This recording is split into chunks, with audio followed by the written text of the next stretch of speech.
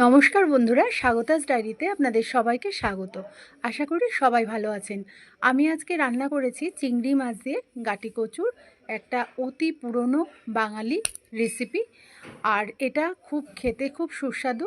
যারা পছন্দ করেন তারা তো জানেন, আর যারা পছন্দ করেন না গাটি কচু, এইভাবে রান্না করলে তাদেরও খুবই ভালো লাগবে। আর ভিডিওটি যদি ভালো লেগে থাকে তাহলে একটা লাইক কমেন্ট করবেন। আর আমার চ্যানেলে যদি কেউ নতুন বন্ধু হয়ে থাকেন তাহলে সাবস্ক্রাইব করার অনুরোধ রইল। তো চলুন দেখে নিই আমি কিভাবে রান্না করলাম এই গাটি কচুর তরকারি। তো বন্ধুরা, আমি এখানে প্রায় 700 গ্রামের মতো গাটি কচু ভালো করে ছাড়িয়ে ধুয়ে ছোট ছোট টুকরো করে নিয়েছি। আর এর মধ্যে দিয়ে দিলাম 1 চামচ লবণ, 1 চামচ হলুদ দিয়ে ভালো করে আমি কচুগুলোকে মাখিয়ে নিচ্ছি। এখানে যেহেতু আমার কচুর পরিমাণটা বেশি আছে সেজন্য আমি আলাদা করে আর আলু দিলাম না, কচু দিয়েই আমি রান্না করছি। এবার এটা আমি 5 মিনিটের জন্য ঢাকা দিয়ে রেখে দিয়েছি। এবার কড়াইতে 2 টেবিল চামচ তেল দিয়ে দিলাম। এবার কচুগুলো আমি ভেজে নেব। হালকা লাল রং হবে যখন, তখন আমি নামিয়ে নেব। এতে কচুর মধ্যে যে পিছলা ভাবটা থাকে সেটা চলে যায়, আর কচুটা ভাজা করতে করতে অনেকটাই নরম হয়ে আসে। ভালো করে বেশ আমি 6-7 মিনিট ভেজে নিলাম। এবার নামিয়ে রেখে কচুগুলোকে আমি মশলার সাথে কষিয়ে নেব। এর জন্য নিয়ে নিয়েছি আমি আদা, রসুন আর কাঁচা লঙ্কা দিয়ে একটা পেস্ট বানিয়ে রেখেছি। এখানে আমি 1 ইঞ্চির থেকে একটু বেশি আদা নিয়েছি, আর 6-7 কোয়া রসুন নিয়ে আর 4-5টা কাঁচা লঙ্কা দিয়ে আমি বেটে রেখেছি, আর একটা বড় সাইজের পেঁয়াজ বেটে রেখেছি। এবার তেলের মধ্যে দিয়ে দিলাম আমি গোটা জিরে, তারপর পেঁয়াজ বাটাটা আমি দিয়ে দেবো। তারপর দিয়ে দিলাম আদা, রসুন আর কাঁচা লঙ্কা বাটাটা। ভালো মতো কষিয়ে নিতে হবে, মশলাটা বেশ ভাজা ভাজা করে নিতে হবে। তারপর এর মধ্যে দিয়ে দিলাম একটা মাঝারি সাইজের টমেটো কুচি।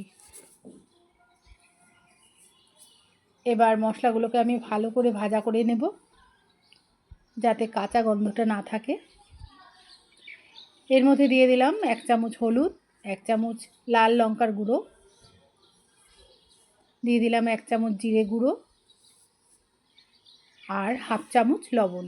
যেহেতু লবণ দিয়ে আমি আগেই মাখিয়ে রেখেছিলাম কচুটা, মশলাটা বেশ তেল ছাড়ছে আস্তে আস্তে। এবার ঢাকা দিয়ে আরও 2-3 মিনিট আমি কষিয়ে নিলাম। এবার আমি দিয়ে দেবো সেই ভাজা কচুগুলো, মশলার সাথে ভালো করে মিশিয়ে নেব।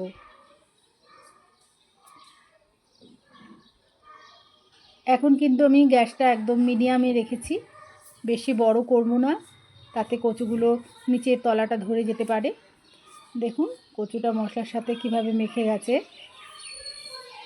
এইভাবেই আমি এখানে কষিয়ে নেব। আর দিয়ে দিলাম আমি এখানে 1/2 বাটির মতো উষ্ণ গরম জল। এখানে কিন্তু কাঁচা জল দেব না আমরা। অনেকটাই প্রায় কষে গেছে কচুগুলো, দেখুন গলেও গেছে কয়েকটা কচু। এবার আর যে বাকিটা বাকি আছে সেটাও আমি মশলার সাথে নেড়ে নেড়ে কষিয়ে নেব। আর এখন আমি গ্রেভির জন্য দিয়ে দিলাম এখানে একটা বড় বাটির 1 বাটি জল দিয়ে দিলাম। এটাও আমার গরম করা জল ছিল, কাঁচা জল কিন্তু আমরা ইউজ করব না এখানে। অনেকটাই প্রায় নরম হয়ে এসছে, আর একটু অল্প আমি জল দিয়ে দিলাম। আপনারা যে যেরকম গ্রেভি খাবেন সেই হিসাবেই জলটা দেবেন। কচুগুলো প্রায় সিদ্ধ হয়ে গেছে। এবার আমি এর মধ্যে দিয়ে দিলাম 1/2 চামচের মতো সামান্য লবণ। কচুগুলো গলে গেছে, সবই গলে গেছে। এবার আমি এর মধ্যে বাকি ভাজা যে চিংড়ি মাছটা ছিল সেটা দিয়ে দিলাম। তারপরে ঢাকা দিয়ে আমি এটাকে 10 মিনিটের মতো আবার ফুটিয়ে নিলাম। আর সব শেষে দিয়ে দিলাম আমি গরম মশলার গুঁড়ো। বন্ধুরা, তৈরি হয়ে গেল আমার চিংড়ি কচুর দম। এটি খেতে যেমন সুস্বাদু তেমনি এর গুণাগুণও প্রচুর।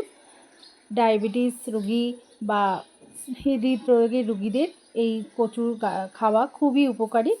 আর এই কচু গরম ভাত, রুটি যে কোনো কিছুর সাথে খুবই ভালো লাগবে। ভিডিওটি দেখার জন্য অসংখ্য ধন্যবাদ।